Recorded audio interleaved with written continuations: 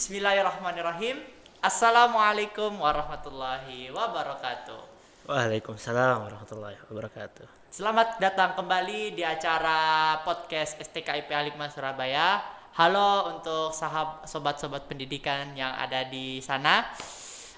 Kembali lagi kita di acara podcast yang dimana kita kedatangan bintang tamu nih. Jadi bintang tamu ini adalah teman saya juga yang dimana ia memiliki skill olahraga panahan, teman-teman. Masya Allah. Alhamdulillah. Ya, jadi tanpa basa-basi lagi ya. Jadi mungkin bisa diperkenalkan dulu kepada teman-teman nih. Siapa tahu teman-teman ada yang tahu tentang Anda. Oke.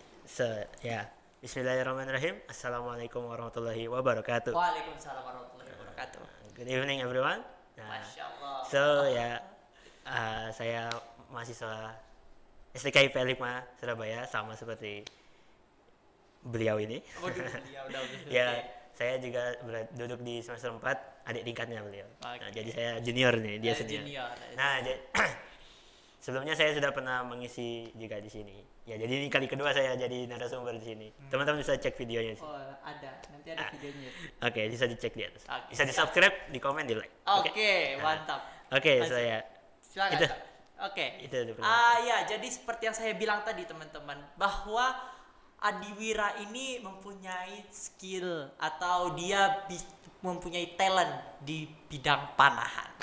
Nah, sedikit-sedikit. Nih, ini menarik ya karena saya rasa panahan itu olahraga yang mungkin kurang dilihat oleh negara gitu kan. Bukan olahraga masyarakat. Ya, warga masyarakat tuh kalau olahraga tuh pasti bola, bulu tangkis.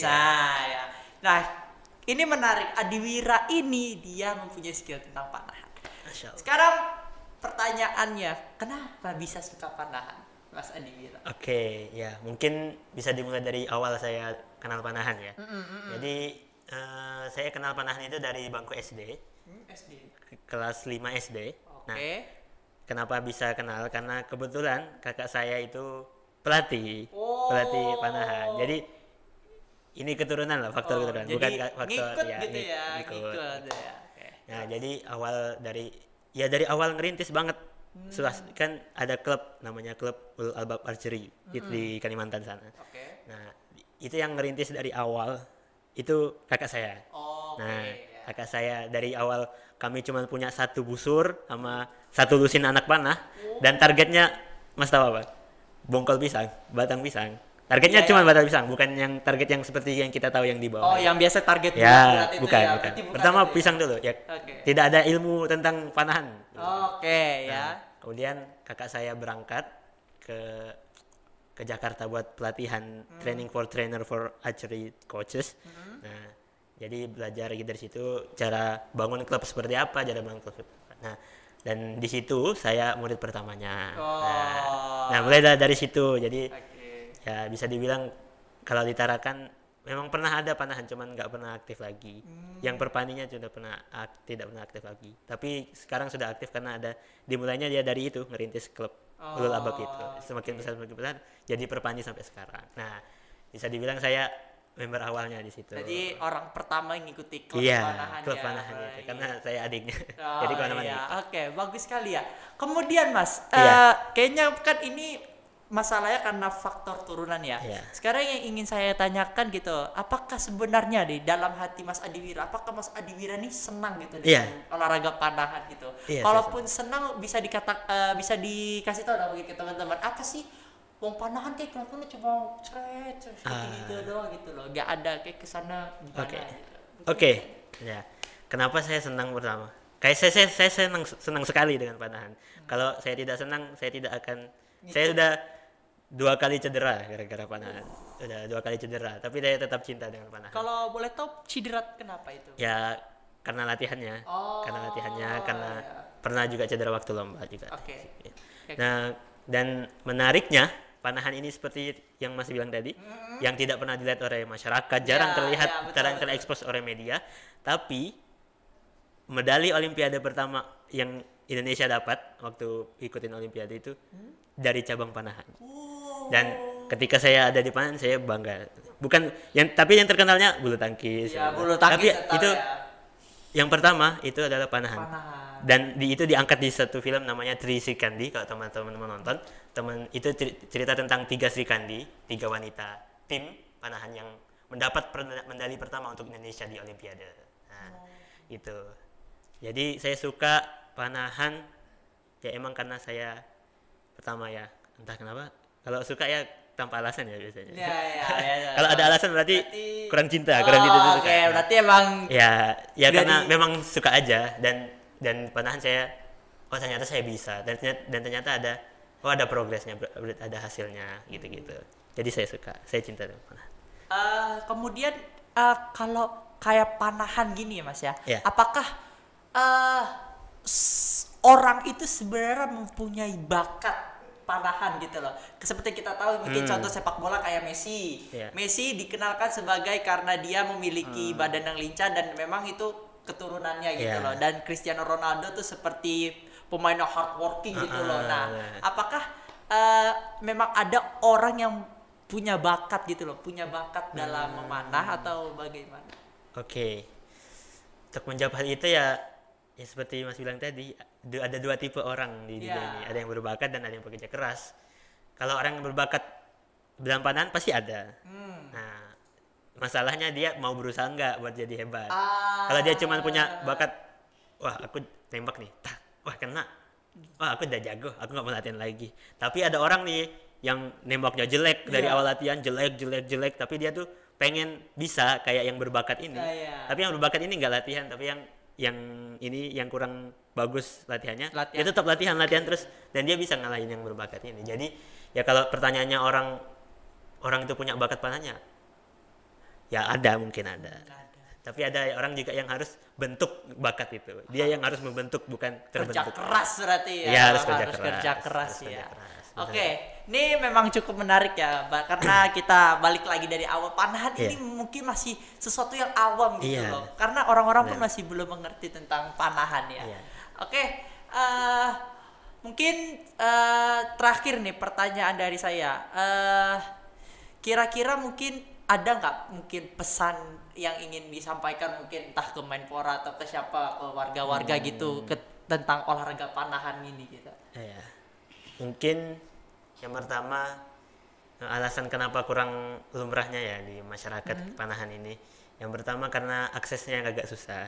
Aksesnya kurang, ya informasi tentang panahan, gimana cara bisa latihan panahan. Kalau bola kan kita latihan main di pinggir jalan saja bisa. Banyak. Pinggir di jalan masjid.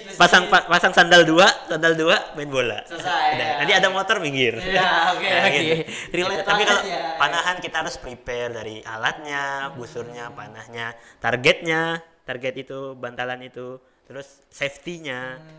Gak mungkin kan kita di tengah jalan pinggir-pinggir kita main panahan. Ada orang lewat kena dong? Gak bisa kan? Ya bahaya. Nah itu salah satu faktor alasan kenapa panahan itu kurang lumrah di masyarakat. Yang kedua, harganya yang masih kurang terjangkau. Nah, betul. Beberapa alat ya lumayan mahal lah, lumayan mahal. Kayak misalnya sepak bola ada bola plastik gitu. Ada bola plastik 15.000 jadi. Nah, kalau panahan tidak seperti itu. Jadi mungkin itu salah satu alasannya. Jadi kalau ada pesan mungkin pesannya ya lebih disosialisasikan aja sih tentang panahan. Lebih dibuat umum lah, lebih dipermudah aksesnya untuk ikuti panahan. Entah di Car Free Day bikin acara ada panahan, coba panah nanti orang-orang tertarik. Sudah seperti itu. Jadi ngambil minat orang gitu ya. Setidaknya dia mencoba dulu, baru nanti masalah suka tidak suka ya urusan dia.